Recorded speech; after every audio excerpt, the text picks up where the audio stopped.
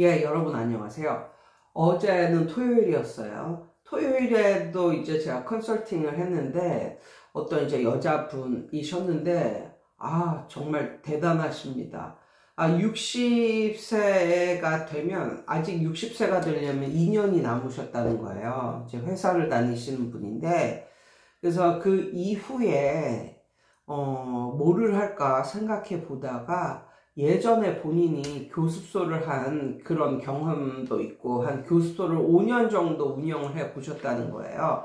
그래가지고 클킴 선생님이 말하던 대로 이제 집에 이제 뭐 낮 시간에 사람도 없고 이제 이러니까 여기서 공부방을 시작해 보고 싶다 그러면서 이제 저한테 온 거예요. 근데 이제 말을 이제 듣고 보면 이분은 나하고 수다 떨고 싶어서 왔나? 뭐 이런 느낌. 나하고 수다 떨고 싶어서 왔구나. 뭐 이런 느낌이 좀 강했어요. 왜냐면 이분은 거의 5년 동안 그 교습소를 해 보셨던 분이라서 뭐 이렇게 그때도 초, 중 등을 이제 가르치셨대요. 그러니까 어느 정도 가르치는 법이나 뭐 이런 걸 다 알고 계시더라고요. 예, 알고 계시더라고요. 그래가지고 뭐 별로 이렇게 뭐 그렇게 대단하게 뭔가 뭐 조언을 하고 뭐 이런 건 별로 없었어요. 이런 건 별로 없었는데 말씀을 이제 하시다가 보니까 이분이 굉장히 걱정이 많으시더라고요. 걱정이. 그러니까 이 나이에도 뭐 공부방 해도 될까요? 뭐 이런 식으로 말씀을 하셔가지고 저는 나이는 별로 상관이 없다. 공부방 하는데 이런 식으로 이제 말씀을 드렸고 근데 이렇게 사소한 거에 걱정이 많아. 사소한 거에. 그러니까 예를 들면 이러시는 거예요. 집에서 공부방을 하는데 보통 집에서 하는 공부방은 초등 그것도 저학년을 많이 보내거든요. 집에서도 가깝고 뭐 좀 안전하다고 느끼는 것 같아요. 예, 그래서 초등을 더 많이 보내고 초등 저학년일수록 뭐 아파트에서 하는 공부방 이런 걸 더 좋아하죠. 선호를 하죠, 어머니들이. 그런데 이제 일하는 엄마들이 많으니까 혹시 얘를 공부방 하루에 1시간 여기 넣어놓고 막 몇 시간 동안 그냥 안 데리러 오면 어떡하죠? 뭐 이런 거서부터 이제 고민을 하시는 거야. 이제 공부방 오는 시간이 만약에 예를 들어서 2시인데 한 1시 정도에 이렇게 넣어놓고 그리고 이게 끝나면 또 금방 데리러 오는 게 아니라 막 뭐 1시간 뒤에 뭐 데리러 오고 뭐 이럴까봐 그러면은 얘가 혼자 또 요거 저거 이제 왔다 갔다 하면서 또 사고 칠까봐 뭐 이런 것도 걱정이고 참 걱정이 많으시더라고요. 그래가지고 그분께 그런 말을 드렸어요. 뭐라고 드렸냐면 선생님 너무 걱정하지 마세요. 요즘에 비상식적인 사람들은 거의 없습니다. 저만 해도 애가 시간에 맞춰서 딱 오고 시간에 맞춰서 가요. 예, 시간에 맞춰서 오고 시간에 맞춰서 갈 뿐만 아니라 이렇게 데려다주는 엄마들도 있거든요. 근데 데려다주는 엄마도 이미 끝나는 시간 되면 벌써 밖에서 기다리고 있어요. 걔한테 문자가 와요. 엄마는 이미 와 있다고. 천천히 내려오라고 뭐 이러면서. 그러니까 만약에 뭐 엄마가 얘를 데리러 오는데 좀 차가 막히거나 그래서 5분, 10분 정도 끝나는 시간보다 좀 오버가 되어서 이렇게 좀 늦게 이렇게 올 수는 있을지언정 얘를 하루에 1시간 공부하는 건데 거기다가 넣어놓고 뭐 몇 시간 후에 오거나 그런 거는 거의 없습니다. 그거는 정말 0.001%의 가능성도 없으니까 그런 걱정을 하지 말라고 그랬어요. 그리고 모든 세상 사람들은 우리와 똑같다. 누가 어린 자녀를 거기다 넣어놓고 몇 시간 후에 얘를 데리러 오는 애가 어디 있는가 뭐 이런 말씀도 드렸고 그 다음에 그 분이 또 어떤 말씀을 하시냐면 같은 학년이 이렇게 묶여져 있는데 하나만 생뚱맞게 뭐 이렇게 하나만 딱 있으면 그런 애는 하기 싫지 않나요? 뭐 요런 류의 말을 했었어요. 그러니까 요즘 이제 저 같은 경우는 초등학교 2학년서부터 고3까지 있습니다. 7명인데 7명인데 초등학교 2학년서부터 고3까지 다니는 거예요. 그러면서 그 선생님이 그 고3은 혼자 다니고 그러는데 걔한테 쏟아붓는 그런 게 너무 아깝지 않느냐는 식으로 어떻게 말이 그렇게 됐어요. 그래서 근데 저는 모든 것은 바라보는 시각의 차이라고 말씀을 드렸어요. 얘가 만약에 그러니까 요 고등학교에는 제가 최근 들어서 몇 년 동안은 가르쳐 본 적이 없거든요. 고3도 가르쳐 본 적이 없고 요쪽 고등학교는 가르쳐 본 적이 없어요. 그런데 걔가 딱 한 명 다닌다고요. 그러면 애가 다녀야 그 학교에 대한 정보를 알 수가 있는 거거든요. 이 학교 고3은 이런 식으로 수업을 받고 시험은 이런 게 나오는구나. 이렇게. 그러면 많이 다닐수록 그거는 안 좋은 거야. 한 명이 다니면 내가 걔를 가르치면서 내 자신도 그 학교에 대한 정보도 많이 알고 프랙티스가 될 수 있는 거거든요. 저는 그런 시각으로 봤기 때문에 걔를 받아준 거거든요. 예, 정말 얘 한번 올해 이렇게 하고 나면 내년 정도 되면 무슨 고등학교, 그 고등학교는 제가 다 꿰고 있습니다. 거기 고등학교 고3짜리에 제가 가르쳤습니다. 가르쳐서 뭐 대학 보냈습니다. 이런 식으로 말을 할 수가 있잖아요. 그래서 좀 시각을 조금만 바꾸면 좀 더 건설적으로 일을 할 수 있지 않을까, 뭐 요런 말씀을 드렸고요. 그 분이 이렇게 가르치는 거에 대해서 예전에도 가르쳤지만 지금은 시간이 많이 흘러서 거의 10년 전에 했던 일을 또 지금에 와서 해야 되니까 체력적으로도 그렇고 걱정이 많으시더라고요. 그래서 제가 그분에게 뭐라고 했냐면, 그러니까 공부방을 하시라고. 그러니까 애가 뭐 한 달에 한 명씩 는다고 해도 이거는 굉장한 거라고. 1년이면 뭐 한 달에 한 명도 안 들어오는 때도 있고, 이렇다고 해도 한 1년에 10명 정도 모으면 2년째는 20명 모으는 거고 3년째는 30명 모으는 거예요. 그게 적어요? 그게? 집에서 공부방 하면서 그게 적냐고요. 그래서 그분한테 뭐라고 말했냐면, 기다림을 할 줄 알아야 됩니다. 이렇게 이제 말씀을 드렸고, 정말 각각 다른 학년이 들어오는 게 더 좋을지도 몰라요. 선생님이 연습을 할 수 있잖아. 걔네를 데리고. 그래서 그게 더 좋을지도 모른다. 뭐 이런 말씀을 드렸고, 그리고 옛날에 본인이 이렇게 열심히 했던 걸 10년이 지난 후에 열심히 해야 된다고 생각하니까 이제 몸이 그동안 많이 이제 좀 몸도 안 좋아졌고 이렇기 때문에 이제 걱정이 많으신데, 제가 그랬어요. 뭐라 그랬냐면, 옛날 선생님이 하던 대로 그대로 해줄 생각을 하지 말고 그렇게 걱정이 많으시면 첫 번째, 애들을 막 많이 모아야겠다 이런 욕구를 좀 억누르고, 나는 1년에 한 10명 모았으면 좋겠다. 근데 1년에 5명도 괜찮다.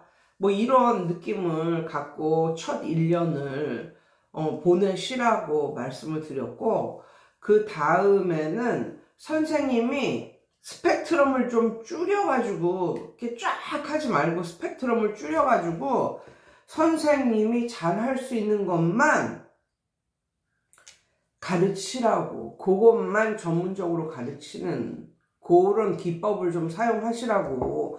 막 초등 1학년서부터 중3까지 이렇게 옛날처럼 그렇게 하지 말고. 그래서 제가 예전에 말씀드렸었는데, 정말 몇 년 전에 말씀드렸는데, 이 분은 이제 뭐 반포 뭐 이쪽에서 이제 활동하시는 이제 남자 분이신데, 영어를 전공하는 것도 아니고 아무것도 아니고, 그분은 원래는 연극 배우셨어요. 남자 분인데. 근데 이제 연극 배우다 보니까 춥고 배고프고 이런 상황이잖아요. 그런 분이 이제 결혼을 하시고 이제 돈을 벌어야 되겠다고 생각을 해서 중학교 영문법, 그러니까는 초등학교에서 중학교로 올라가는 애들을 대상으로, 그것도 영문법도 아주 심화 이런 것도 아니고 그냥 기초적인 영문법을 2달 완성? 뭐 요런 거를 이제 단과로 요런 것만 이제 방문과식으로 해가지고 집집마다 다니면서 요것만 이제 해주는 그런 선생이 되신 거예요. 예. 그런 선생이 되신 거예요. 근데 이분은 뭐 이렇게 영어를 잘한 것도 아니고 이랬지만 성인이 돼서 내가 이거를 가르쳐야겠다는 생각으로 이거를 파고드니까 정말 열심히 공부를 했대요. 그리고 나같이 좀 영어를 잘 못하는 사람이 영어 공부를 할 때 애로사항, 뭐가 힘든가 이런 걸 본인이 느끼는 거야. 그래가지고 정말 초등학교 6학년에서 중학교 올라가는 애들을 대상으로 영문법, 초급 영문법, 뭐 기본 영문법, 중학생이 알아야 되는 그런 영문법, 뭐 이런 것만 가르치셔가지고 정말 대박이 났습니다. 그분은 근데 이렇게 방문 과외식으로. 근데 1대1이 아니라 그 엄마들이 애들을 모아놔. 동네 애들을 모아놔. 한 4-5명. 그럼 그 집 가서 그 애들을 대상으로 이제 2달 동안 그걸 해주는 뭐 요런 느낌? 그래서 심지어 그 선생님이 엄청나게 유명해져가지고 그 영어 단과로 이렇게 문법만 가르치는 게 그게 유명해져가지고 주위 학원에서 뭐 방학특강으로 방학특강 너한테 얼마 줄 테니까 우리 학원에 와서 방학특강으로 애들 가르쳐 다오 뭐 요런 거 해가지고 정말 대박을 치고 돈을 잘 버신 그런 분이 생각이 나거든요. 그분은 그냥 그것만 하는 거예요. 그것만. 그냥 중학생인데 영문법 기초, 뭐 기본 영문법 이걸 잘 모르는 애들을 2-3달 해가지고 끝내주는 요런 걸 했거든요. 그런 사람도 있고 선생님 정 할 게 없으면 그 대치동 할머니처럼 하루에 30단어는 반드시 외우게 하고 보낸다. 뭐 이런 거. 하루에 30단어를 완벽하게 외우게 하고 문법 한 줄 가르치고 보낸다. 이거거든요. 요것만 전문적으로 해보라고. 아니 근데 진짜 저 같아도 하루에 오는 애들마다 선생님 막 열심히 가르치고 그런 것도 없지만 30개 다 외워서 확인하기 전에는 근데 뭐 30개가 될 수도 있고 뭐 20개가 될 수도 있고 개수는 중요하지 않다. 아무튼 그걸 이제 다 외우게 한 후 집에 보내는 요런 선생이 있다고 만약에 하면 저라도 보냅니다. 저라도. 그 얼마나 좋아. 애들이 단어 외우는 걸 진짜 싫어한다니까. 집에서 혼자 단어 외우기가 이게 쉬운 게 아니야. 그런데 공부방 와가지고 보니까 다른 애들도 열심히 단어를 외우고 있어. 그러면 마치 헬스클럽처럼 집에서 혼자 운동하기는 너무나 어렵지만 헬스클럽 나가면 모두들 다 운동을 열심히 하고 있으니까 본인도 하잖아요. 그러니까 그래서 이제 건강해지는 것처럼 왔는데 애들이 다 단어를 외우고 있어. 그럼 본인도 이제 열심히 단어를 외우겠지. 그래서 빨리 끝나면 또 빨리 끝날수록 또 보내주고 뭐 이러면 뭐 문법적인 거 한 줄 가르치고 뭐 보내는데 가격을 아주 저렴하게 받아. 그러면 그런 선생한테 안 보낼 사람이 있을까요? 정말 단어 때문에 단어가 안 외워져 가지고 어렸을 때부터 단어 외우는 습관 이런 걸 들여야 되는데 단어가 안 외워져 가지고 단어 실력이 없어서 정말 그 영어를 어려워하는 애들이 있거든요. 그러니까는 막말로 정말 하고 싶으면 그렇게 2가지 단어 외우기 하고 문법 약간 하고 보낸다. 뭐 이런 식으로 할 수도 있는 거고 잘 생각해 보라고. 선생님이 여러 애들을 동시간대 이렇게 하면서 딱 1개만 제대로 배우게 하고 보낼 생각을 한번 해보라고 그렇게 말씀을 드렸거든요. 그래서 뭐가 선생님의 강점인지 그거 하나 그러니까 남보기에 정말 허접해 보이고 저런 걸로 돈 버나? 이런 걸로 돈 벌 수 있는 그런 세상이 왔거든요. 그래서 그런 쪽으로 그냥 전문가로 나가도 될 것 같은 그런 느낌. 그러면서 그분께 제가 뭘 말씀을 드렸냐면, 이게 지방에 있는 어떤 시장이야, 시장. 그런데 이것도 한 10년 전에 TV에서 본 거예요, 제가. 지방에 있는, 서울도 아니고 지방에 있는 시장인데, 거기서 나물가게야, 나물가게. 근데 나물가게가 진짜 대박을 치는 게 있었는데, 나물을 삶아가지고, 이렇게 삶아서 포장을 해서 저 보내는 거예요. 그러니까 삶아서 먹는 그런 것들이 있는데, 집에서 삶는 것 자체도 귀찮아. 이러니까, 근데 지금은 택배가 너무나 잘 되는 세상이잖아요. 전국에서 택배 요청이 오는 거예요. 근데 이제 그분은 하도 그냥 몇십 년간 이걸 삶았기 때문에, 나물을 삶았기 때문에, 정말 정확하게 사람들이 원하는 그 정도로 나물을 삶아서 이제 주는 거예요. 맛있게. 그래가지고 그 기술 하나만으로 그 엄마만 그걸 한 게 아니라 아들 내외에게 전수를 시켜서, 아들 부부에게, 아들이 몇 명 있는데 그 아들하고 그 부인들에게 이걸 전수를 시켰어. 이거 삶는 비법, 이거를. 그래가지고 거기가 정말 전국 각지에서 그 나물을 삶아서 이렇게 보내달라고 그렇게 많이 온답니다. 그래서 굉장히 부자가 된 그런 케이스거든요. 그러니까 정말 이렇게 사람들이 봤을 때 좀 허접하고 저런 걸 해서 돈 버나?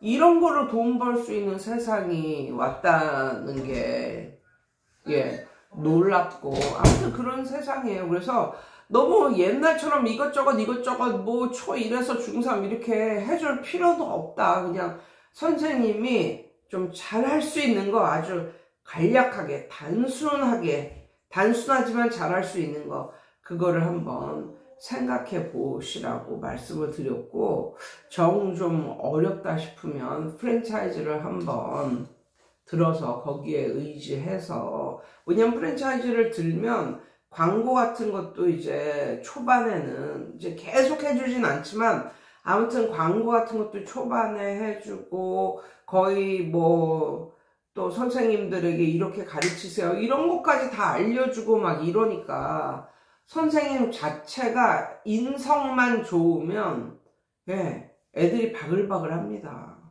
프랜차이즈 그런 곳에. 그런데 이제 맨 처음에 그러다가 이제 서서히 나락가는 이유가 뭐냐면, 맨 처음에 인성 좋아 보이던 선생의 성격이 변했거나, 아니면 주위에 똑같은, 그러니까 이름은 달라도 비슷한 프랜차이즈류인데 그게 훨씬 더 싸게 받을 때, 그러면 이제 그쪽으로 가는 그런 경우가 있겠죠.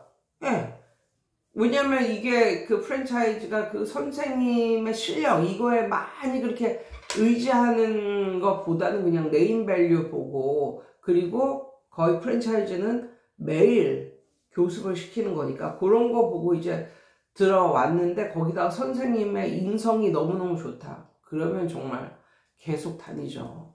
그런데 선생님의 인성이 변했다. 처음에 비교해서. 그리고 가격이 점점 올라갔는데, 새로운 신생 프랜차이즈가 그 동네에 와가지고 선생님 인성도 좋고 훨씬 싸다. 그럼 그쪽으로 가는 거겠죠. 근데 아무튼 그렇게 좀 뭐 자신이 없거나 그러면 프랜차이즈를 좀 이용해서 이렇게 하는 것도 괜찮을 것 같다고. 초등 정도는 그래도 이걸 하면 어느 정도 첫 해에 10명 이상 뭐 요 정도의 그런 기대는 해볼 수 있는 거니까. 그래서 그런 거에서 말씀을 해드렸는데, 그 선생님도 100% 이렇게 정한 건 아니고 본인의 마음속에서 한 60% 정도 이걸 해볼까. 그래서 일단은 클킴 선생님을 한번 만나보자. 그래가지고 이제 만나셨다고 이제 이렇게 말씀을 하는데, 뭐 이런저런 얘기를 하다가 그분이 불교 신자라는 것을 알았어요. 불교 신자. 근데 말씀 들어보니까 불교에서는 거의 기독교인들이 좀 나이 좀 먹고 이제 그런 3, 40대 뭐 요런 분들을 집사님이라고 부르거든요. 3, 4, 50대 뭐 그 정도의 그런 여자들을 집사님이라고 부르는데, 불교에서는 그 기독교의 집사님 같은 그런 분위기로 만나면 보살님 이렇게 부른답니다. 근데 제가 그 선생님께 이렇게 말했어요. 예수를 한번 믿어보라고. 미친 척하고 왜 그렇게 말을 했는지 모르겠는데, 근데 의외로 이렇게 기독교를 믿는 사람들 중에 무교인 사람보다 뭔가 다른 걸 믿고 있는 사람들이 전향하는 경우가 굉장히 많아요. 그러니까 왜 그러냐면 그 사람들은 이미 신의 존재 그리고 종교를 갖는 게 좋다라는 거를 이미 알고 있기 때문에 더 그런 경향이 있다고 그러더라고요. 그래가지고 부처님보다 하나님이 더 윈데 한번 기독교로 한번 전향을 해보시라고 그러면서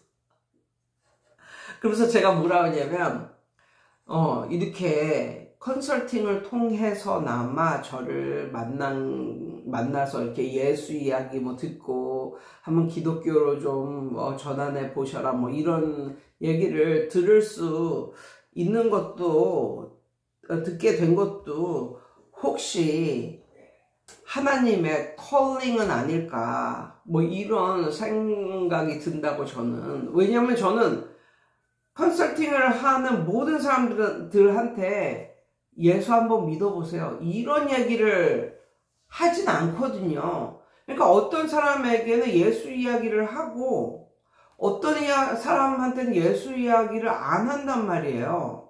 네. 그게 내가 하고 싶어서 이 사람한테만큼은 하고 싶어서 하는 거고, 또 다른 사람한테는 그 예수 이야기를 해야겠다 이 생각이 안 나. 네. 그러니까 안 나서 못할 수도 있는데, 그러니까 그런 생각이 드는 것도 어떻게 보면 하나님의 컬링은 아닐까 뭐 이런 생각이 든다고 그랬더니, 그분이 뭐라 하냐면 우리 불교에서는 이런 것을 인연이 있다라고 말을 합니다. 그러니까 클킴 선생님하고 본인하고 뭔가 전생에 인연이 있건 뭐가 있건 인연이 있어서 만났다고 불교에서는 말을 한다고 이러면서 서로 웃었어요. 그러니까 서로 같은 걸 가지고도 다르게 이제 해석을 하는 거잖아요. 그러니까 서로 그렇다 보니까 종교가 이제 다르니까 다르게 해석을 해가지고 막 웃었는데, 그러면서 이제 가시면서 진짜 공부방을 하게 되면은 연락을 드리겠다고, 카톡으로라도 연락을 드리겠다고 이렇게 헤어졌는데, 아무튼 좀 재밌는 그런 시간이었습니다. 그래서 오늘 제가 말씀드리고자 하는 것은 본인이 정말 이것만큼은 할 수 있어 이런 느낌이 드는 것.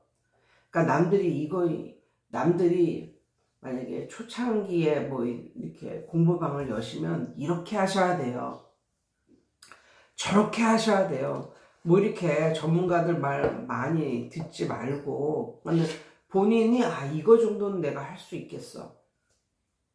그런데 부모님들이 만약에 이거에 대해서 만약에 들어보면 가격이 저렴하고 뭐 그렇다면 부담 없이 이거 정도는 애들을 보낼 수 있겠는데, 뭐 요렇게, 아니면 내가 요거 정도는 전문가 못지않게 할 수 있겠어, 뭐 요런 걸 한번 생각해 보시라고. 그래서 그거에서 시작을 하시라고. 공부방은 뭐 망할 게 없어요. 공부방은 들인 돈이 없기 때문에. 그리고 너무 조바심을 내지 말고 좀 기다림을 한번 참을성을 가지고 안 돼도 1, 2년 정도는 한번 기다려 봐라. 뭐 요런. 그리고 첫 1년은 뭔가 내가 이렇게 대비를 하는 기간이기 때문에 애들이 너무 많이 들어와도 별로 안 좋은 거다. 왜냐면 내가 지금 아마추어 같은 이런 분위기인데 애들이 많이 들어왔어. 그럼 애들이 그걸 모를까? 그럼 많이 들어왔다가 많이 나가면 나가서 좋은 소리 하겠어요? 그러니까 이게 어떻게 보면 첫 해에 많이 들어오는 게 더 나쁜 거일 수도 있다. 좀 기다림의 미학, 그런 걸 좀 갖고 1, 2년 동안은 이렇게 꾸준하게 좀 이렇게 기다릴 줄도 알고, 그리고 맨 처음에 시작할 때 이것만큼은 내가 어느 정도는 전문가 못지않게 할 자신이 있다. 요거서부터 시작을 하는 게 어떨까. 그리고 세 번째는 약간 학년을 꼭 이렇게 한 클래스를 만들어서 막 수업을 해야 하는 이런 것보다는 정말 이렇게 자유롭게 애들이 자유롭게 이렇게 각자 이렇게 와도 별로 이렇게 선생님도 크게 부담 안 느끼고 이렇게 준비하는데 그렇게 부담 안 느끼고 할 수 있는 그런 걸 한번 생각을 해 보시라고 그렇게 말씀을 드렸고, 너무 이상한 사람은 없다. 정말 이상한 사람은 없다. 모든 사람들은 다 상식선에서 움직이기 때문에 처음부터 너무 걱정할 필요는 없다. 뭐 이런 말씀을 드렸습니다. 여러분 오늘도 좋은 밤 되세요.